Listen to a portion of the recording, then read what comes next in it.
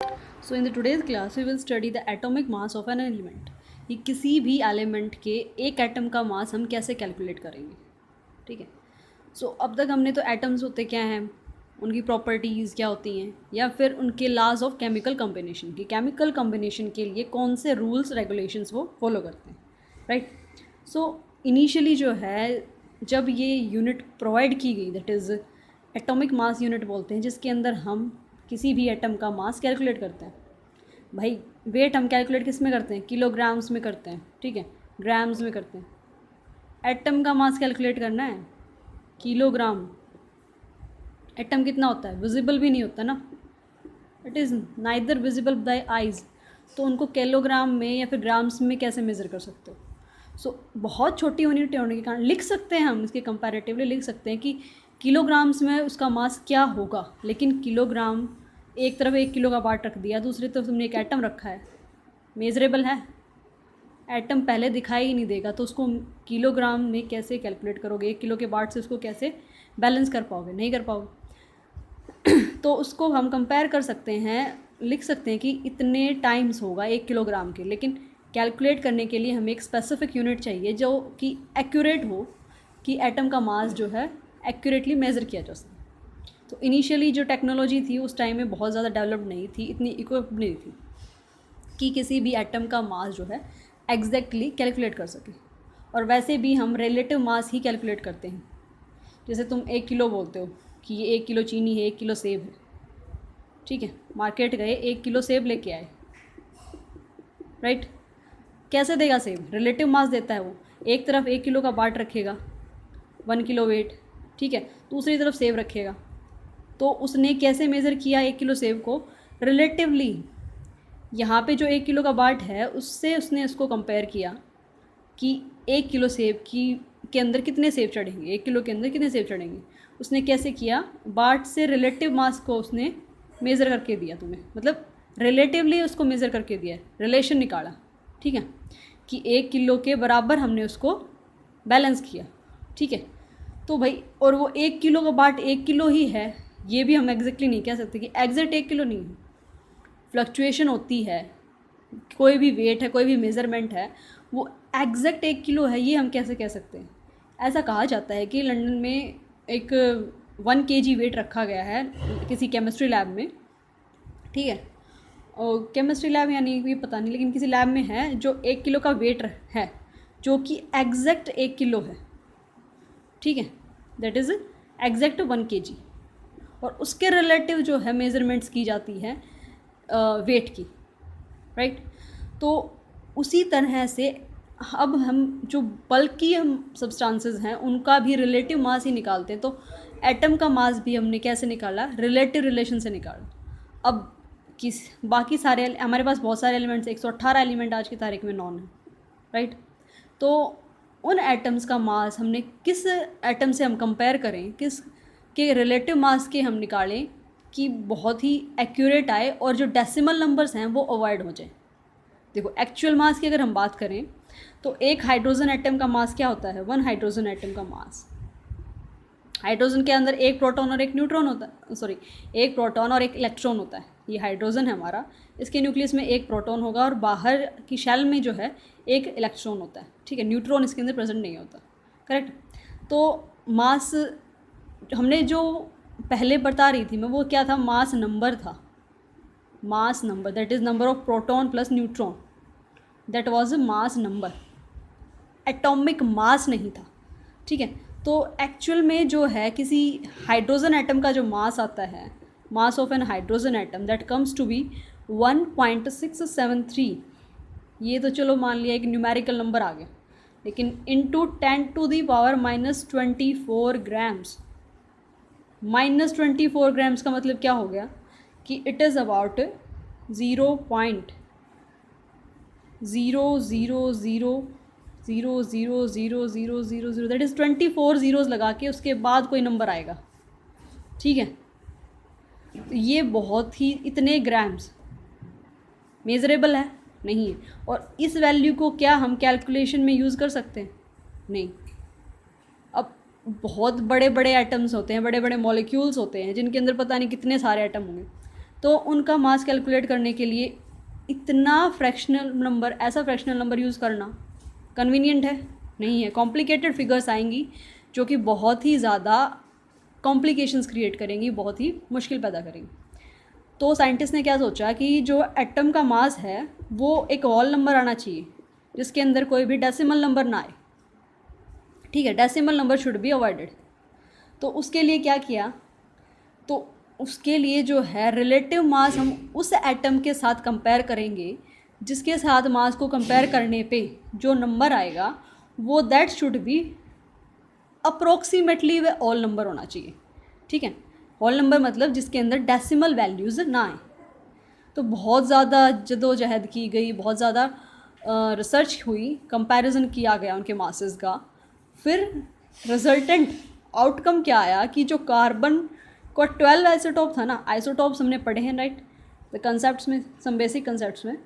So carbon का 12, सो carbon 12 isotope ऐसा मिला जिसका मास, जिसके मास के हम कंपैरिजन में हम दूसरे एलिमेंट्स का मास निकाल रहे थे, वो ऑलमोस्ट एक होल नंबर आ रहा था, ठीक है। तो हमने क्या डिसाइड किया कि एटॉमिक मास जो होगा किसी भी एलिमेंट का वो हम कैसे, किसके कंपैरिजन में निकालेंगे, कार्बन 12 के कंपैरिजन में हम कैलकुलेट करेंगे, ठीक है। सो उस यूनिट, फिर उसको हमने नाम दिया कि उस यूनिट को जिसके अंदर हम रिलेटिव मास निकाल रहे थे कार्बन से कंपेयर करके, उस यूनिट का नाम दिया AMU, that is atomic mass unit, ठीक है। इसको आज हम सिंपल U भी लिखते हैं, पहले लिखते थे AMU, अब हम U यूज़ करते हैं, दैट इज़ यूनिफाइड यूनिट। इतना क्लियर? ये टॉपिक बहुत ज़्यादा इम्पोर्टेंट है, इवन नीट और JEE के पेपर में इसमें से 4 नंबर के क्वेश्चन डेफिनेटली आता है, ठीक है। तो ध्यान से समझना, क्वेश्चन बहुत ज़्यादा इम्पोर्टेंट है, ये कंसेप्ट बहुत इम्पोर्टेंट है, ठीक है। तो उसके बाद अब AMU को कैसे डिफाइन करोगे कि AMU 1 AMU क्या है। सबसे पहले बात करते हैं हम कार्बन 12 से कंपेयर करने वाले हैं एटम्स के वेट को, उनके मास को, वेट नहीं मास को, ठीक है। So what is carbon 12 actually. So carbon 12 होता क्या है, कार्बन 12 दैट इज़ कार्बन का 12 आइसोटॉप, ठीक है। दैट इज़ आइसोटॉप्स हम पढ़ चुके हैं, some basic concept of chemistry, नहीं पढ़ा है तो I will give the link in the description box, तो उसमें से देख लेना, ठीक है। सो कार्बन 12 का के 3 आइसोटॉप्स होते हैं कार्बन के, carbon 12, carbon 13 and carbon 14, right. So carbon 12 क्या है, हमें इनसे मतलब नहीं है यहाँ पे, ठीक है। So what is carbon 12, carbon 12 के अंदर क्या है, जहाँ पे प्रोटॉन का नंबर कितना होगा हमें पता है, एटम जो है किससे मिलके बना है,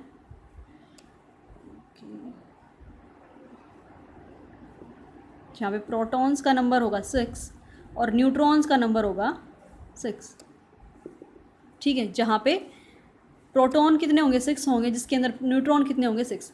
ये हम पढ़ चुके हैं कि जो एटम है उसके अंदर न्यूक्लियस होता है और इलेक्ट्रॉन्स बाहर रिवॉल्व करते हैं, ठीक है, ऐसा सुनने में आया, ठीक है। उसके बाद जो सेंटर है न्यूक्लियस, उसके अंदर कौन रहते हैं, प्रोटॉन और न्यूट्रॉन। तो किसी भी एटम का, किसी भी एलिमेंट के एटम का जो एटॉमिक मास नंबर है, mass number, not atomic mass, actual mass की बात नहीं कर रहे, मास नंबर की बात कर रहे हैं, वो किसके इक्वल होता है, प्रोटॉन प्लस न्यूट्रॉन के मास के। सो यहाँ पे प्रोटॉन का नंबर कितना है, 6, न्यूट्रॉन का नंबर कितना है, 6, तो यहाँ पे इसका जो मास नंबर हो जाएगा वो हो जाएगा 12, ठीक है। तो ये होता है हमारा कार्बन 12। एक बात दिमाग में बैठा लो कि जो एटॉमिक मास होता है वो एक फ्रैक्शनल क्वांटिटी होती है, ऑलमोस्ट फ्रैक्शंस में आता है, पॉइंट्स में आती है, डेसिमल्स में आती है। हाँ, हमने ट्राई किया है उसको कैलकुलेट करने का कि ऑलमोस्ट होल नंबर आ जाए, लेकिन वो एक फ्रैक्शनल क्वांटिटी होती है क्योंकि हम रिलेटिव मास करते हैं किसके, कार्बन 12 के साथ। लेकिन जो मास नंबर होता है, मास नंबर जो है एक वॉल नंबर होता है जो हम डायरेक्टली प्रोटॉन और न्यूट्रॉन के नंबर को ऐड करके करते हैं, ठीक है। तो उसका फ्रैक्शन में आने का चांस पॉसिबल ही नहीं है क्योंकि प्रोटॉन का नंबर और न्यूट्रॉन का नंबर तुम ऐड करोगे तो कोई फ्रैक्शनल क्वांटिटी, कोई भी रेशनल नंबर नहीं आएगा, राइट। वो क्या आएगी, एक वॉल नंबर ही आएगा, ठीक है। तो जो एटॉमिक मास है वो फ्रैक्शनल हो सकता है, लेकिन जो एटॉमिक नंबर है या फिर mass number, sorry atomic number नहीं, मास नंबर जो है, जो मास नंबर है वो हमेशा एक वॉल नंबर ही होता है। Clear? Now what is the atomic mass? हम एटॉमिक मास डिस्कस कर रहे हैं यहाँ। तो जो कार्बन 12 है उसके मास से हमें कंपेयर करेंगे बाकी एलिमेंट्स के एटम के मास को, और उसको हमने नाम दिया AMU, that is atomic mass unit. ठीक है। So carbon 12 was assigned to be atomic mass exactly to the 12। तो कार्बन 12 का मास कितना असाइन किया गया? एटॉमिक मास उसे असाइन कर दिया कि it is 12 atomic mass unit. ठीक है। इसका एग्जैक्ट मास जो है ये हमने डिसाइड किया, इसको असाइन कर दिया कि इसका जो मास है वो एक एग्जैक्ट वॉल नंबर है, दैट इज़ 12।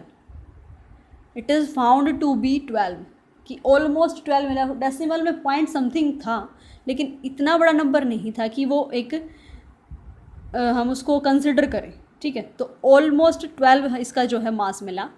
तो फिर हमने डिसाइड किया कि भाई कार्बन 12 से हम बाकी जो एलिमेंट्स हैं उनके मास को कंपेयर कर सकते हैं, और बाकी एलिमेंट्स के मास को अगर हम कार्बन 12 के मास के साथ कंपेयर कर रहे थे ना, तो उनका मास भी ऑलमोस्ट एक वॉल नंबर ही मिला। ठीक है। सो कार्बन 12 का कितना मास होता है? 12 AMU। AMU यूनिट है, जैसे कि किलोग्राम्स होती हैं, सेंटीमीटर होती है, ग्राम्स होती है, ये सारी यूनिट्स होती हैं। Centimetre is the unit of length, और ये हमारी वेट की यूनिट्स हैं। सो वैसे ही AMU को यूनिट माना to measure the mass of an atom, right. So 1 AMU जो कार्बन 12 था उसका मास कितना था? 12 AMU। तो एक AMU कितनी हुई? एक AMU सिंपल मैथमेटिक्स है ना, एक AMU किसके इक्वल हुई? 1/12 of the mass of carbon 12 atom, यही हुई, इज़न्ट इट? तो या फिर हम कह सकते हैं, अब जो कि हम AMU की जगह पे क्या यूज़ करते हैं? सिंपल U यूज़ करते हैं, दैट इज़ यूनिफाइड मास। ठीक है। सो यूनिफाइड मास जो है वो क्या हुआ? कार्बन 12 के 1/12 मास ऑफ द कार्बन 12 एटम। ठीक है। सो AMU किसके इक्वल है? कार्बन 12 के मास की को हम अगर 1/12 ऑफ इट अगर मल्टीप्लाई कर दें, दैट इज़ ये कार्बन 12 का मास है। ठीक है। इसको अगर 1/12 से मल्टीप्लाई करें, या फिर 1/12 of the mass of the carbon 12 atom is equal to 1 AMU, 1 atomic mass unit. ठीक है। तो अब एटॉमिक मास क्या हुआ? किसी भी एलिमेंट का एटॉमिक मास क्या होगा? कैसे डिफाइन करेंगे उसको हम? कि the atomic mass of an element is the relative mass. So atomic mass of the element, atomic mass of an element क्या है? इज अ रिलेटिव मास है, रिलेटिव मास है। एब्सोल्यूट वैल्यू इस यूनिवर्स में हम किसी की भी कैलकुलेट नहीं करते हैं, हम रिलेटिव वैल्यूज़ जो हैं वो कैलकुलेट करते हैं। जैसे मैंने अभी बताया था कि अगर हम सेब भी किलोग्राम्स में मेज़र कर रहे हैं, तो सेब का जो वेट है वो भी हम रिलेटिवली उस बाट के वेट से मेज़र कर रहे हैं। ठीक है। और उस बाट का भी वेट जो है किसी भी रिलेटिव सब्सटेंस के रेलेवेंस में हमने उसको मेज़र किया है, कैलकुलेट किया है, जिसे हमने स्टैंडर्ड मान के रखा है। ठीक है। So atomic mass of an element, atom of an element, sorry, किसी भी एलिमेंट के एटम का mass, the relative atomic mass of an atom of an element, या फिर सिंपल एटम बोल दो यार। ठीक है। Of an element is the relative mass which is compared with, is the relative mass which is compared with the mass of carbon 12 atom। So carbon 12 के मास से हमने कंपेयर किया है किसी भी एटम के मास को, और उसको हमने बोल दिया क्या है, वो एक एटॉमिक मास है उस एटम का। इतना क्लियर है? सही है। अब हम बार बार रिलेटिव मास कर रहे हैं, तो इसका मतलब क्या है? मान लिया फॉर एग्जांपल देखते हैं कि हमने मैग्नीशियम लिया। मैग्नीशियम क्या है? एक मेटल है, ठीक है। मैग्नीशियम लिया हमने जिसका एटॉमिक नंबर कितना है? 12 ही है ना, ठीक है। सो मैग्नीशियम लिया जिसका एटॉमिक नंबर क्या है? 12, करेक्ट है। सो अगर हम कहते हैं कि मैग्नीशियम का मास है 12 यूनिट, या फिर हम कहें 12 नहीं 24, लिखा मैंने 24, सो 24 यूनिट या फिर 24 एटॉमिक मास यूनिट, तो इसका मतलब क्या है?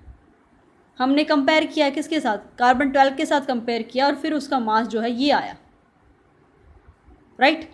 तो इसका मतलब क्या है कि जो मैग्नीशियम है कार्बन से 24 टाइम्स हैवियर है,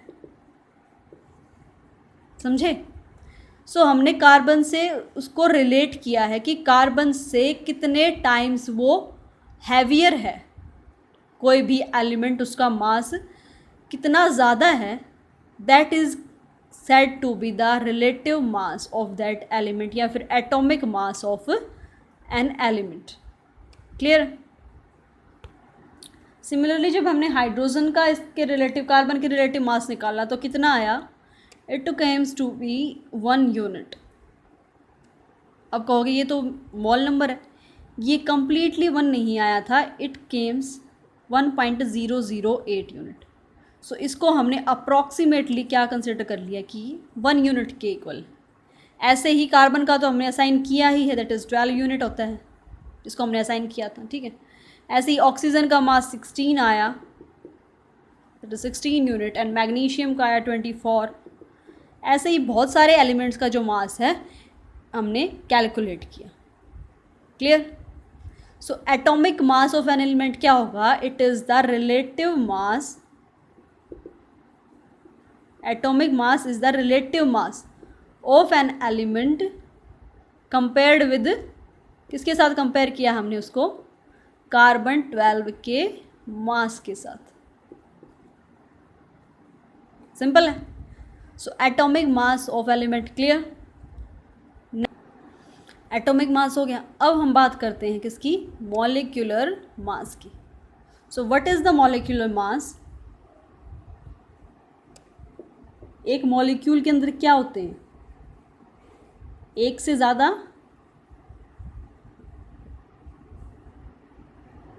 एटम से मिलके मॉलिक्यूल बनता है ना।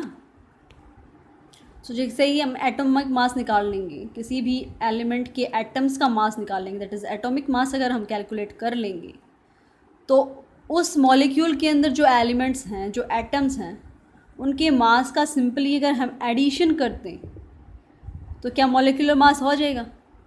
फॉर एग्जाम्पल वाटर है हमारे पास, सिंपल सा एक मॉलिक्यूल है, दैट इज़ H2O, जिसे हम बोलते हैं वाटर, पानी, राइट। सो इसके अंदर क्या है? 2 हाइड्रोजन एटम हैं और 1 ऑक्सीजन एटम है। यहाँ से हम पता करते हैं इसका मॉलिक्यूलर मास क्या होगा, इस मॉलिक्यूल का मास कितना होगा। तो इसके अंदर किससे मिलके बना है? ये एटम से मिलके बना है। तो अगर इसके एटम्स का मास हमें पता है तो इसके मॉलिक्यूलर मास को हम कैलकुलेट कर सकते हैं। सो इसके अंदर कितने हाइड्रोजन एटम्स हैं? 2। सो हाइड्रोजन एटम का मास कितना होगा? मास ऑफ हाइड्रोजन एटम अभी हमने पता किया कि वो कितना होता है? ऑलमोस्ट 1 यूनिट होता है, राइट। सो हमारे पास कितने हाइड्रोजन एटम है? That is 2। So 2 hydrogen atom का मास ऑफ 2 हाइड्रोजन एटम कितना हो जाएगा? Multiplied by 2, that is 2 units. So इसका मास तो निकल गया। अब बारी है ऑक्सीजन की। ऑक्सीजन का मास कितना होता है? मास ऑफ ऑक्सीजन, ऑक्सीजन का मास कितना होता है? 16 यूनिट्स। सो H2O का मास कितना हो जाएगा? हाइड्रोजन के मास को, ये 24 नहीं है, 24 यूनिट है, ठीक है। सो H2O का मास कितना हो जाएगा? दैट इज़ वाटर मॉलिक्यूल का मास कितना हो जाएगा, या फिर वाटर का मॉलिक्यूलर मास कितना हो जाएगा? Molecular mass comes to be hydrogen का मास प्लस ऑक्सीजन का mass, that is 16 + 2 that is 18 units. समझे? तो ये मास हमने वहाँ पे यूज़ किया था, दैट इज़ हमने 16 वाटर के मॉलिक्यूल का अगर हमने रेशो निकाला था वो कैसे आया था, 2:16 दैट इज़ 1:8, 1:8 रेशो, वो यहाँ से आया था। ठीक है, law of definitive proportion. Clear है? तो molecular mass of any element हम कैसे कैलकुलेट करेंगे, उसके एटम्स के मास को अगर हम सिंपली एडिशन कर दें उसका, तो उसके पूरे मॉलिक्यूल का मास हम निकाल सकते हैं, isn't it? So it was all about the mass of an atom, that is atomic mass, and the molecular mass of an element. It is enough for today. Thank you.